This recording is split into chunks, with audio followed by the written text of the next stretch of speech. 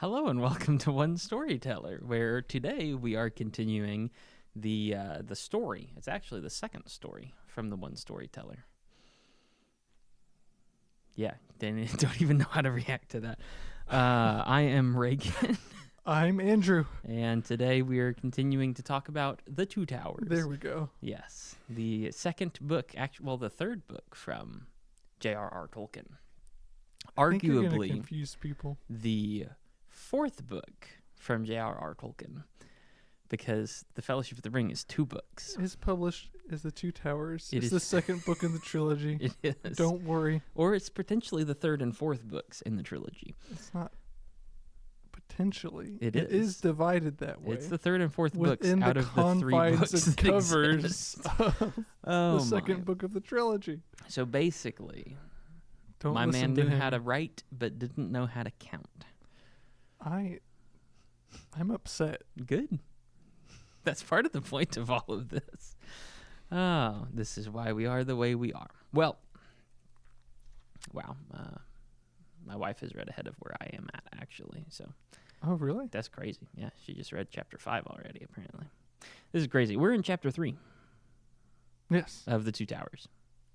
Book 1 of The Two Towers, which is book 3. Thank you. We're in the Uruk-Hai chapter. The first of the Uruk-Hai chapters? There's in the There's- Return of the King, Sam will get a window into a lot of orc activity. Okay. This is one of the only two like orcs talking to each other kind of situations. Yeah, this is so cool. Sorry, in the end of the official copy of the Two Towers book, It's a different one than before. this was the Two Towers one I've been using. Sorry, what are you saying?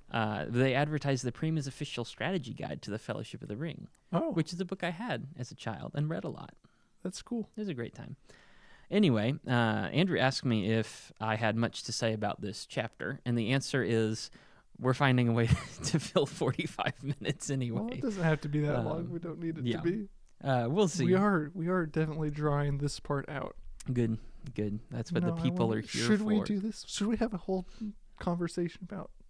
No, we shouldn't. Okay, what's About up? the ethics of advertising that we're talking about the Uruk-Hai and then only talking about them for half the time. That would be very funny. We're not funny, I guess. So, Not that Uruk-Hai funny. chapter. Do you like this chapter? I do. Hmm. What? No, that was a very dismissive sound I just made, and it was not supposed to be that dismissive. I'm glad I didn't hear it. I Thanks for said, huh. clarifying. Yeah. No, it's neat. It sort of is a preparatory chapter Mhm. for like Merry and Pippin are going to be a lot more important than they were for the second part of the Fellowship of the Ring. Yes. They're going to be talking a lot more, making more decisions, Mhm. and that sort of thing. Actually, people. Which they were, in the first part of Fellowship of the Ring, Mhm. and they sort of take a back seat. Yes. So this is prepping that. We also get a up close look at evil. I Mhm. think Tolkien does sort of sanitize it from like some of the stuff. Like there are hints at like some really terrible behaviors these Mhm. orcs engage in that are only mentioned Yeah. in regard to Merry and Pippin. None of that actually affects them. Yeah. And Tolkien doesn't like linger on the grotesque and agonizing situation they find themselves in. Yeah. Like he paints a clear picture, but he doesn't. There's enough to know that it is outright evil, but he doesn't feel the need to delve into it and explain So every facet I of it. respect that. It's kid friendly and also like real, which is Right. cool. It's a nice So balance to strike. You get to see how all these evil agents are interacting with each other, and it's much less harmonious than the good guys. Hmm. Yeah, they are very driven, which they have more direction than the good guys sometimes do. But that's Yeah. about the only admirable thing about them. That's true. And even being driven doesn't really unite them. Like Well, they're not that's even true. really united in a common purpose Mhm. because every group is a little bit So yeah, different. there's a lot of interesting things in here. Hmm. I don't think it's not like a crazy good chapter, in my Mhm. opinion. I much Yeah. prefer It's terrible, chapter 4. terribly mid chapter. This is a good chapter. Okay. Oh, it's a great chapter actually. It's a good chapter. Anyway, so Pippin's the main character, Yes. which is a little bit different. We dropped the Aragorn storyline. Does he come back in chapter 5? I haven't actually read Chapter ahead. 5, yes. Okay. So we'll be back to the 3, Aragorn, Legolas, and Gimli later on. But here it's Pippin's the main character. Merry's also there, but Pippin seems to be the driving force of at least this chapter. Yes. And then I guess they kind of split the spotlight in the next chapter. Sort of. But we'll get there. Tolkien will... He does this thing almost all the time where he follows the POV of the less experienced person. Like when it's just Frodo and Sam, we end up spending a lot more time in Sam's head. Interesting. Yeah.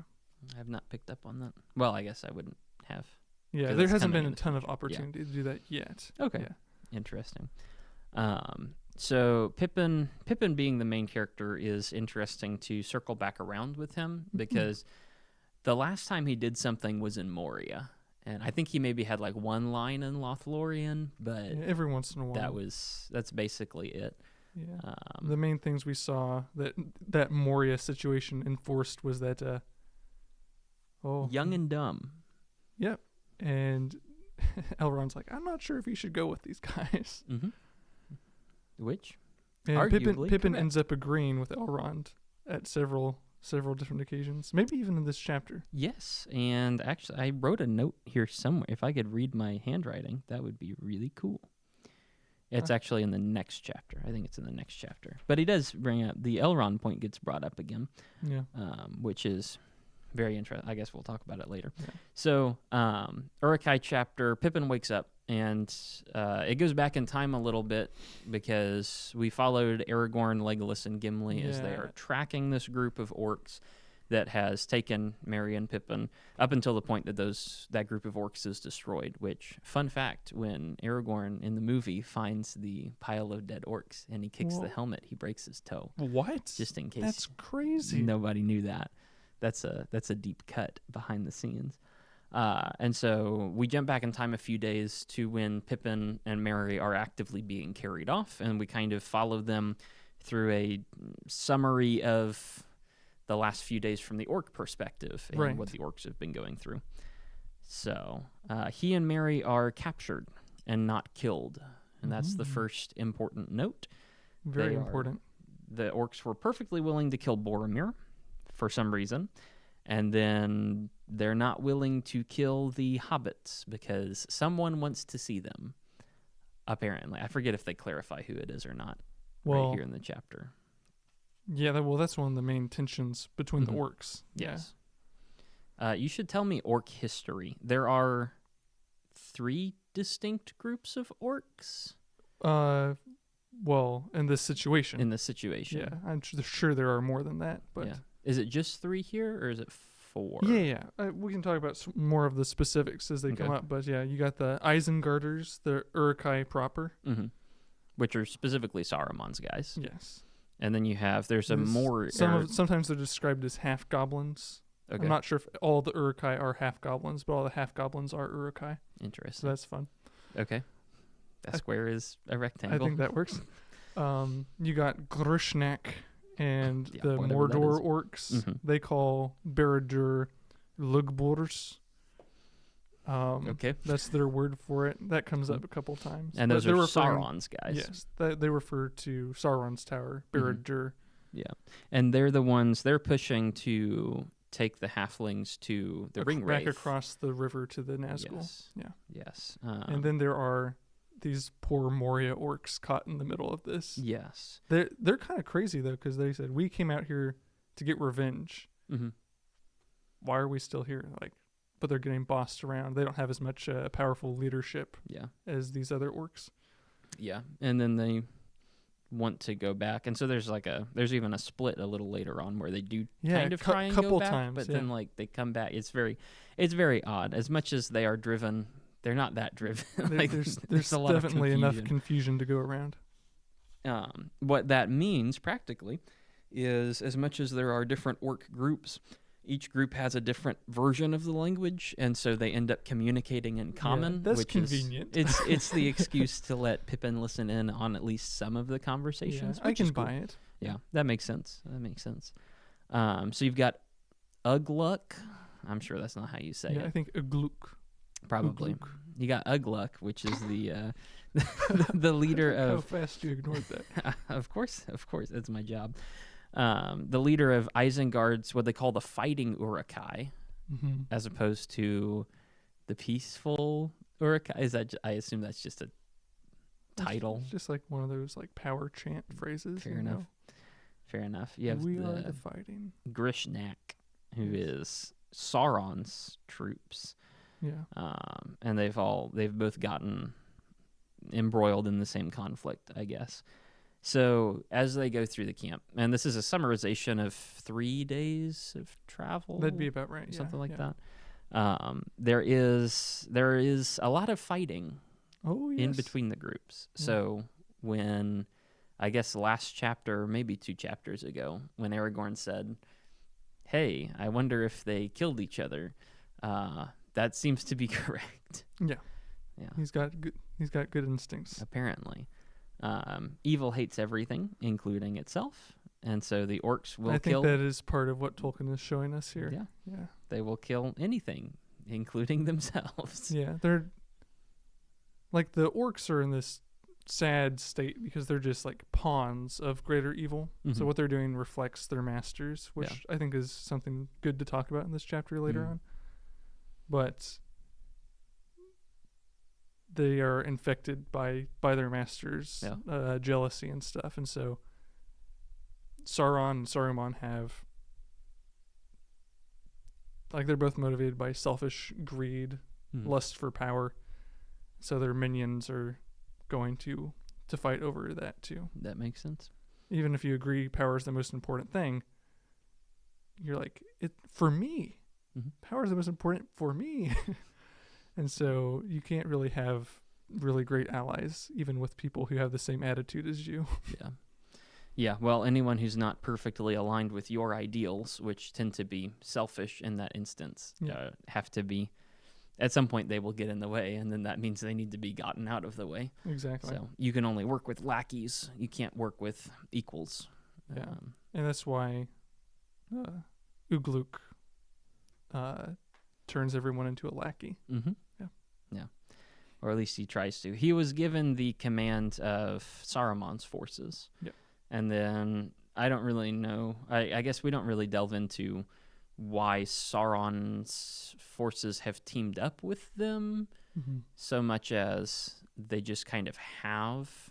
And so there's a... Yeah. Well, it's one of fighting those between interesting them. dynamics because I think technically Saruman is paying lip service to Sauron. Yes. So it's like he's not super subtle about planning to do his own thing. No, not at all. And even the orcs kind of catch on to this. Mm-hmm. So there's that tension, and then the orcs are definitely like a might makes right kind of people. Mm-hmm. So Ugluk, he's not exactly the smartest orc. He's not dumb.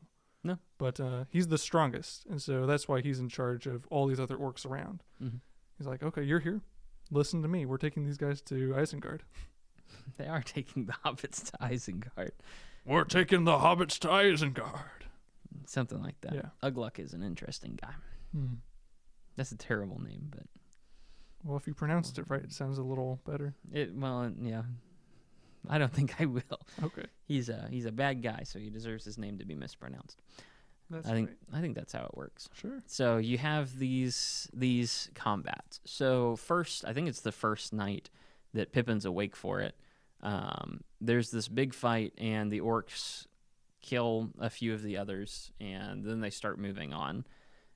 In this fight, Pippin manages to find a sword that's been left behind and cuts his bonds, Yeah. and so frees his hands at least, and fake handcuffs himself. Yeah. Right? But So now we're seeing what I think there's been hints at, which is Pippin, like curiosity is a sign of like paying attention and wanting to take advantage of opportunities. mhm. So he's coming into his own a little bit. Yeah. There's like He's perceptive. Like, part of it's luck, obviously. Most of it's luck, right? Yeah. But he's taking advantage of these opportunities. He's smart and cunning.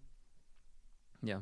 He is smart when he wants to be, or maybe Yes. when he needs to be. Yeah, he's forced to it in this situation, which is yes. an interesting way to start his personal growing growth. arc. Yeah, yeah. Yeah. Well, there is that. I also wonder how much should be made of the idea that he is clever to be able to help others, because a lot of this chapter seems to emphasize Merry actually tried to protect Pippin, and so he got hit in the head, and he's much more injured and much more out of it than Pippin is. Yes, yeah. And so Pippin seems to kind of take on a kind of protector role. Yeah. And so I wonder how much of it is he is lazy when it comes to himself, but he's willing to sacrifice and actually do something when it comes to taking care of other people. I think that's part of it, probably. Yeah. Yeah, and it's sort of like narratively, it's like you have to take the mentor out of the picture for the other guy to grow. Yeah. Mary's been kind of taken out of the picture. Like, he is, like, ostensibly, he's been demonstrated to be more responsible Yes. than Pippin. And more capable, generally. Yeah. Right, and that's like one of the first things when Pippin is recollecting to that encounter between Boromir and the orcs, is after Boromir dies, Pippin doesn't really talk about his efforts fighting. Yeah. They were negligible. But Merry was able to maybe not kill a couple orcs, but he says he cut their hands and arms off. A couple of them, yeah. A few of them. They probably didn't make it out of that, you know? Mhm. So Merry fought off these orcs. But like you say, that has taken him out of the protagonist role for this chapter. He can't do much right now. Yeah. And so there's going to be interesting. Merry does come back around, and there's a point at which Merry becomes the leader again, and I think it's later in this chapter. Maybe it's in the next chapter. A little bit I in this forget. chapter, a little bit. But Pippin is definitely the primary leader here for the moment. So as they're traveling, the orcs reach a point where they don't want to carry the hobbits anymore. So they figure out a way to heal them up enough for them to walk. Yes. Which is interesting. Yeah. Orc magic. Orc magic. Well, what we would call magic, I guess. They have some drink. There's a lot in these books about drinking something that really makes you capable. The Gandalf had some. Yeah, from Rivendell. And the orcs have some. Yep. And Treebeard has some. Yes. Yes, which is an interesting contrast that we'll get to in the next chapter, I think. Indeed, yes. The orc healing is, so there's a drink that they have, the orc draught. Probably nasty. Yeah. There's also like a paste thing. Yeah, like some kind of medical glue sort of thing. Yeah. And it does heal. Well, not glue, Well, but like a salve. Yeah. Salve. The L is not pronounced. What in the world? Wow. I'm not a doctor. Yeah, I'm a doctor. Get outed. Well, there you go. Yeah. It's a healing something or other. Yeah. He's got triple antibiotic ointment, except it's like not good. Endorsed by Sauron himself. Yeah. Not a great time. And so even though it heals, it's noted right there when it heals. Like, Merry didn't complain about it. Like, it did fix it, but he was scarred for the rest of his life. Yes. Well, and he right was there. screaming when they applied it, actually. Yeah. Well, yeah. He looked better. Like, it wasn't bleeding anymore. Yeah. But he does bear that scar forever. And so that's interesting that they would put that in there. It's crude, incredibly crude, but it does work. It's not like the healing of Elrond that can remove pretty much everything without a scar or without any damage being left over. It's orc. It's corrupted. It kind of works, but it's not optimal. Yeah, I hadn't really thought about that, but I think that's probably true. That's Treebeard will talk about this later, but that's sort of a reflection of the orcs themselves, right? Yeah. They are heading one direction together. It's not going very well, but they are making time. Yeah. And even in like the origin of orcs. Yes. Like Tolkien never, he tosses a couple ideas down. I don't think he ever decided for sure. Mm-hmm. But like the most common theory, and one that he did mention or entertain for a long period of time, was like we're literally corrupted elves. Yeah. Was the origin of the orcs. Yeah.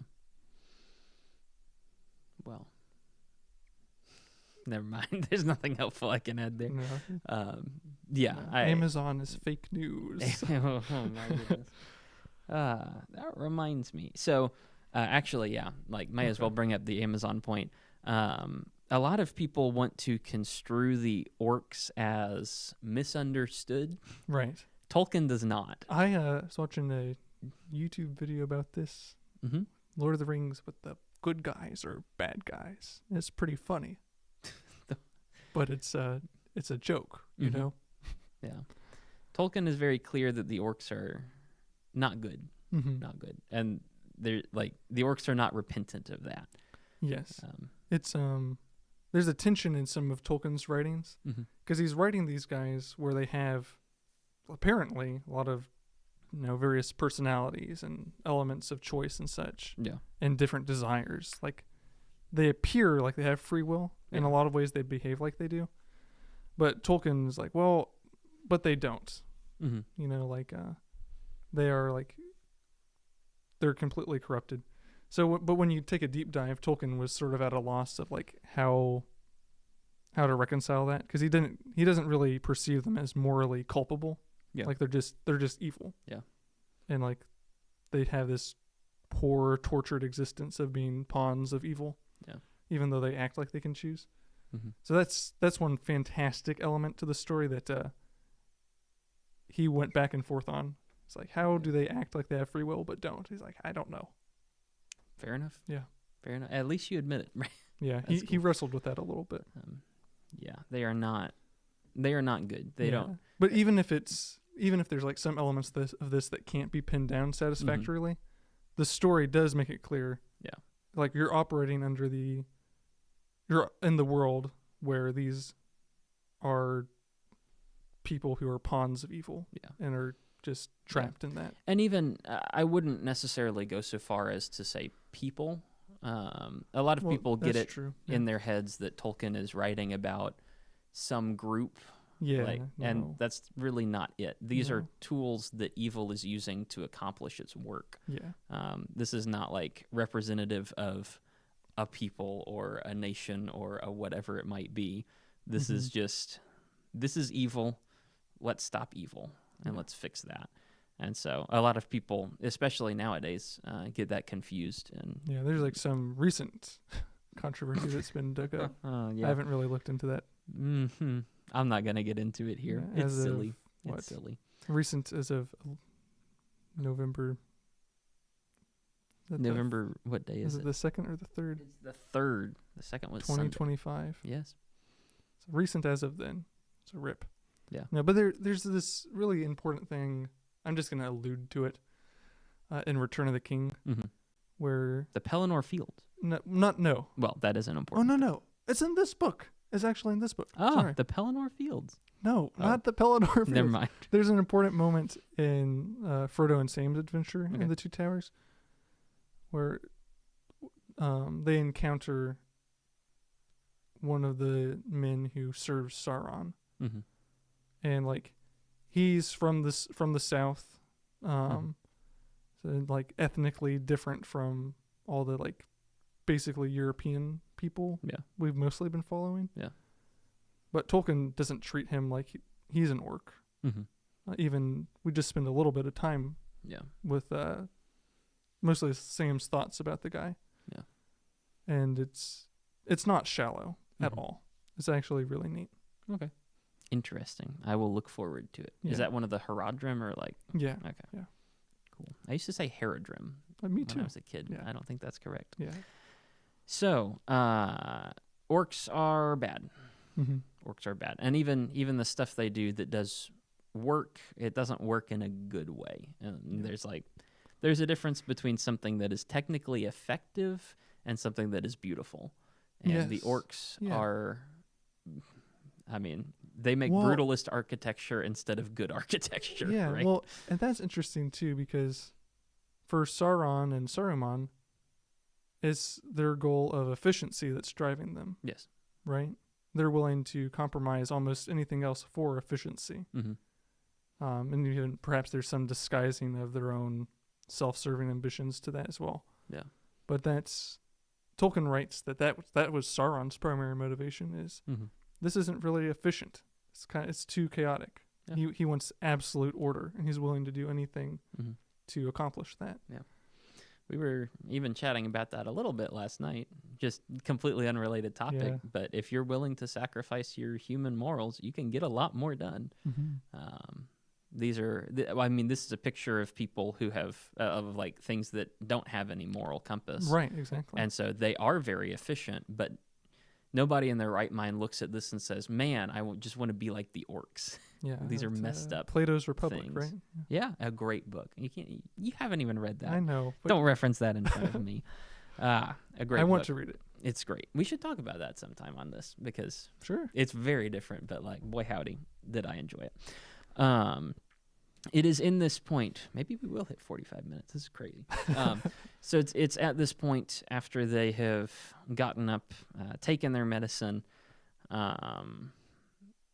Ugluk Oh my goodness. says, basically, Merry and Pippin don't talk to each other.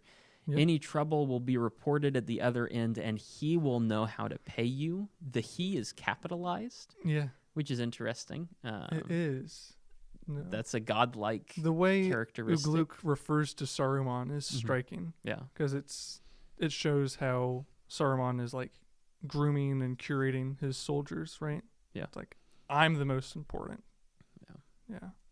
well, even that is like the hobbits and the men and the elves were created by the gods, and so they respect the real gods, whereas this is something that's But- been created by a man. Yeah, orcs are just essentially. in a vicious feedback loop. Like Yeah. it's like I've made this thing. It's like, but it's just a nasty part of you. Yeah. You know. Yeah, personifications of the corruption of man, Yeah.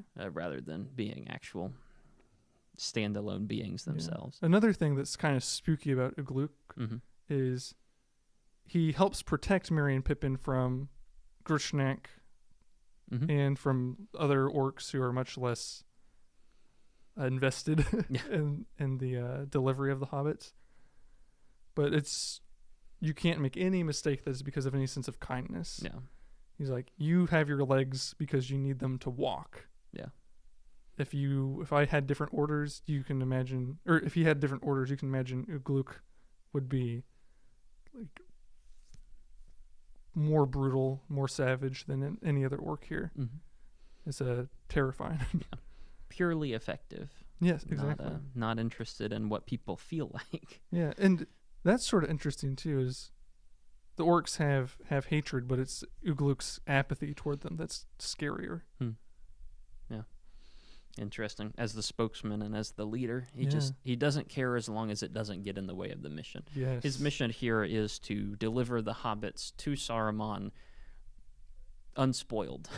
I Yeah. think is the term. Prisoners are not to be Um, searched, which is interesting. Mhm. But he cares about the orders, so Yeah. he doesn't worry about that. Yeah. But obviously, that's a hint that Sauron and Saruman are looking for the ring. Which will become more apparent as we get towards the end of this chapter. Yeah. But we So won't- Ugluk is like very, very driven, and he's the guy who has Mhm. the power Yeah. and the dynamics of these different orc factions. Yeah.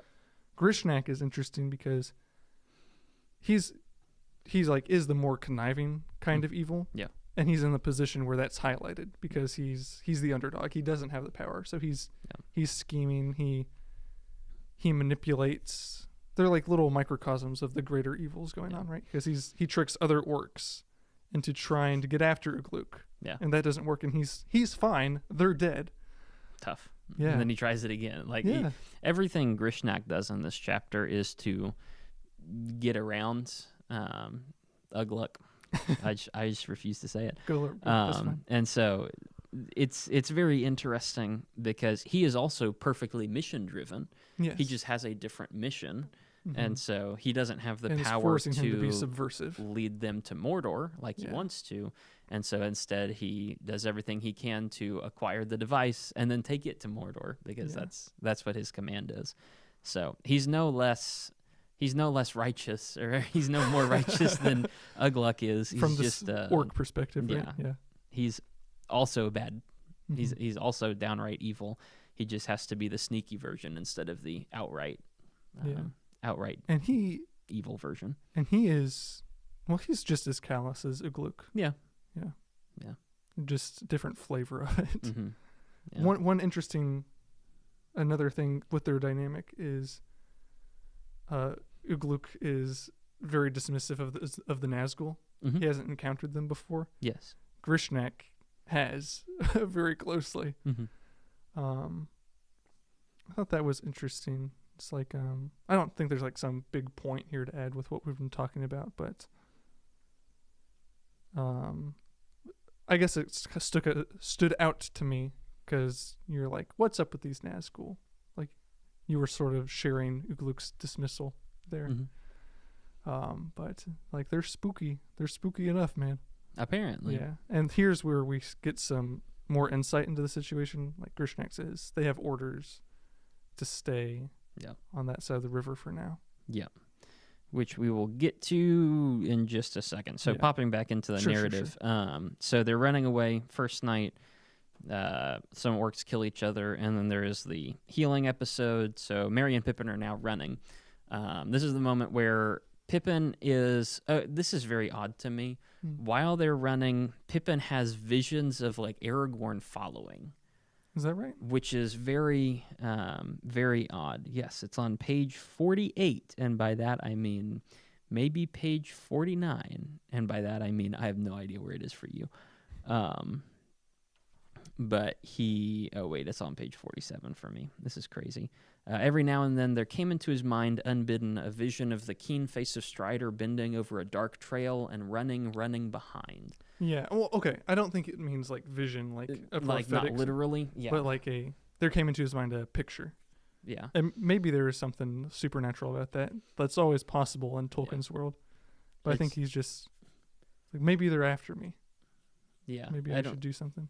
Yeah, because this is the moment where he breaks away from the group and drops his brooch, like the leaf clasp thing, that holds his cloak, and so he drops that, and that's the thing that Aragorn found a couple chapters ago, or last chapter, just one chapter, that showed that, hey, we are following the right trail, and so that's good, and so you do have that.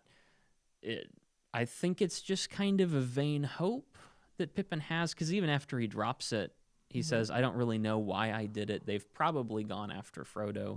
So there's probably nothing like actually prophetic that he's seeing. It's like a little episode of, it's a little episode of something Aragorn said in the last chapter, which is, maybe this will be useless, but it's the right thing to do. Yeah. This isn't as like grand scale or altruistic, I guess. But he's like, I have an opportunity to help people find me. Yeah. May as well go for it. And it does end up working. Yeah. So I'm glad that it didn't end up being completely useless. It's awesome. Yes. After this is when there's another break period, and then there's another round of infighting, because as soon as they're not running, they are killing each other. Right. Which is wild. Evil cannot just sit still and do nothing. Evil is always destroying something. Yes. So either they're pushing forward to destruction in the future, or they're actively blowing stuff up. And that's a good way to say it. Them right now. There's a big split between the northern orcs and the Isengard orcs, and this is the first time the northerners run away, and some of them stay and some of them run, but then I think they end up coming back later, or several of them do. They will. It's like Eomer said in the last chapter that they were fighting the main group on the eaves of the forest, and then these northerners, these orcs from Moria, will come out of the eaves of the forest. Okay. Yeah. Interesting. So they're around, but not together, I guess. Yeah. A little bit split off. So there's that section, and that's where Grishnak talks about the Nazgul and how the Nazgul has orders to not come across the river. Yeah. They're supposed to stay on, I guess, the east side, Yeah. so out of Rohan, because they are set aside for the war, which is a mildly intimidating thing to say. Yeah. Is that they're held in reserve for the war, or is that like Sauron doesn't want to just obviously invade I think it's Rohan? Both? Okay. Well, we're not revealing his most powerful servants. Fair enough. Sauron doesn't care too much about Rohan. It's nothing compared to taking out Minas Tirith. Yeah. Right? Mm-hmm. Like, he's going to go get them after that, right? Yeah. Certainly. But do you think it's a thing where, like, if the Nazgul does show up in Rohan, then that motivates Rohan to team up with Gondor, and it makes Minas Tirith more difficult to I think that might crack? be part of it. Okay. Because he doesn't want the Pelennor Fields to happen like it does. No, certainly not. So. Everything goes wrong for him there. Mm-hmm. Spoiler alert for the Pelennor Fields, which I hear is an excellent It's so good, Reagan. Okay. But I'm looking forward to it. Yeah, you can imagine, like, this motivation is reasonable for an evil mastermind like Sauron. Mm-hmm. It's like, if the good guys like Theoden can act like everything's fine, yes, enough, like, or that he doesn't have to protect his people, he doesn't have to fight evil. No. But if he sees one of Sauron's most powerful servants as, bebopping around, that's a little harder to convince your people, Yeah. So I think that's probably part of it. Maybe even the main part. Makes sense to me. It's like in the War of the Ring board game, where if you attack a free nation, they move one step closer to war and activate. True. I was winning when we left. Yeah, for like the 2 rounds we played. Hey, it was 2 whole rounds of that game. So, crazy. Anyway. One day we will pick up that save file and actually play it. And I will actually know the rules. So it's here as they're taking a rest. They start to realize the orcs are looking around, and they're starting to see the riders that are kind of hemming them in and guiding them, it seems like. They're herding them to a point. They don't really like that, and so they keep pushing on, but the Rohirrim are slowly catching up and picking off some stragglers with some arrows and just lightening up the opposition so that the orcs will get taken out eventually. They're not really like it's kind of hit and run tactics more than it is a straight skirmish at the moment. Yeah, especially on the night before the big battle. Yeah. So through the rest of this chapter, basically, the Rohirrim slowly close in, hit a bunch of them, and then come back around and slaughter the rest of the orcs. Yeah, it's pretty smart. Good job, Éomer. So good strategy. Éomer's pretty cool.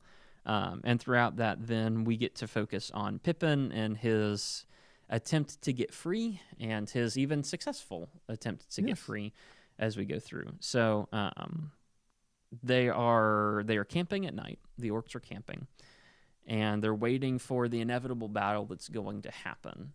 It's in this moment that Grishnak comes to them and starts searching around Merry and Pippin to try and find the ring. He doesn't say as much, but Pippin... I don't even think he knows that it's the ring. But he knows they have something. Fair enough. It could be true. Although Pippin starts to make the Gollum noise and says it's his precious, and then Grishnak is like, oh, yeah, that's interesting. I'm familiar with that. Well, he's either a really sneaky orc who knows more than's good for him, like Ugluk implies. Yeah. Or he's like a really, really important orc who I can't imagine Sauron telling any orc, no matter how important, about the ring. Yeah. But you could be privy to the torture of Gollum if you're really important. Yeah. I feel like you would be at least familiar with Gollum having had the thing. And so even if he doesn't know it's a ring. I think that is clear. Yeah. Yeah. He's familiar with that. So he's searching for whatever it is, and that shows his greed and or dedication to Sauron's cause. Yes. Either one. Going outside of And it's interesting. I can't decide what it is at that moment. Yeah. Probably some combination of both. Perhaps. And he wants it. He would give anything for it. He even goes so far as to halfway free them to try and get it. Well, is Or at either least that's what they're is aiming either for. for himself or to get him back to Mordor. Yes. Either way, it's going to look Yeah. the same, which is take the opportunity to get away from Ugluk. Yeah. So Pippin basically says, if you free us, we'll give it to you. Sort of, I think, is how Yeah. the conversation ends up going. And so he carries them out of the camp, and then he starts threatening them, and then he gets killed. Yeah. Because An arrow happens to hit his hand when he draws his knife, Mhm. screams and runs away, and is skewered. Yeah. Well, it's at that moment that they realized the Rohirrim had fallen upon them, Yeah. and he accidentally walked himself into danger. Yep. So, dedication to bad causes makes you make bad decisions, which puts you in bad places, and bad things happen to you. Yep. Don't be bad. That's the moral. We were talking about Because you always win when you are good. My favorite movie says that. It's a great Christmas movie.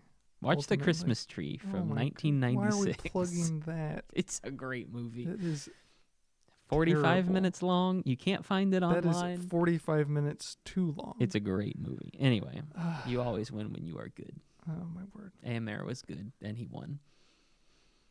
I was gonna say we were talking earlier about Pippin is clever. He's really, really smart. Mm-hmm. He's probably he's got a better mind and curiosity than Merry. Yeah. When he's motivated. Yes. And that's a big we've seen earlier he doesn't usually feel inclined to do that. Yep. And it shows itself as him being lazy and naive, self-inflictedly. Mm-hmm. But here he's the one who takes the lead on deceiving this really intelligent orc. You Yeah. know, so as another moment of truth for him. Yeah. You know, he's well, we need to get away. Mm-hmm. We'll help you if you help us. Yeah. Pippin takes the lead on that, so he gets them out of danger. Yeah. And it's at this point, because he doesn't know where to go, No. but Merry has actually studied the land. He actually studied some things in Rivendell.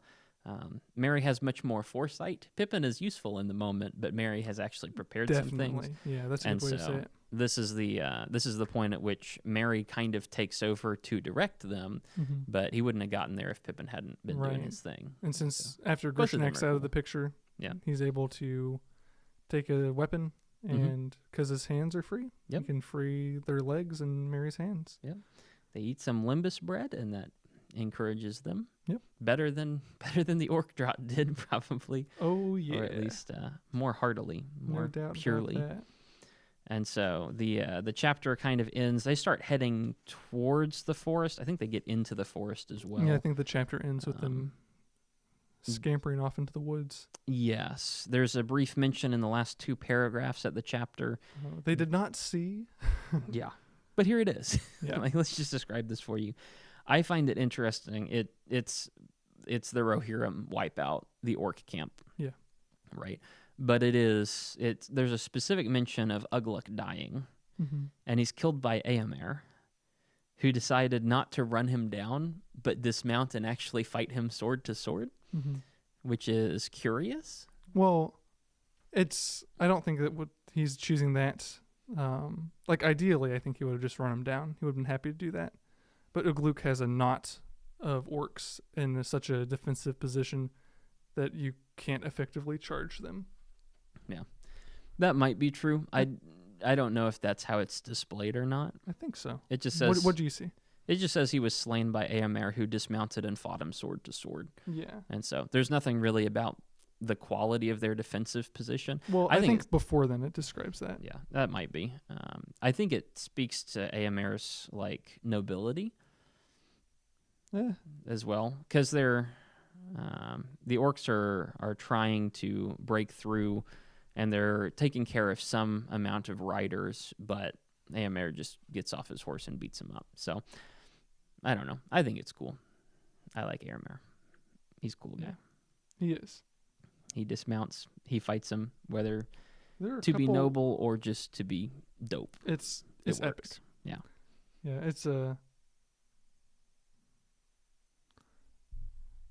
it is. And then the chapter ends by saying, a lot of watchful eyes saw what happened. Yes. And that's the end of the Uruk-Hai chapter. No. I think that's So- interesting because Sauron and Saruman know there's a mixed company of orcs moving to Isengard. Yeah. And they None don't of know those what guys, happened. none of those guys ever make it back. It's a terrible situation for them, especially Yeah. for Saruman. So I wonder what the many watchful eyes is a reference to. Birds. Well, yeah, I'm just thinking like the people behind it, right? Well- Because Sauron and Saruman are definitely interested. Certainly.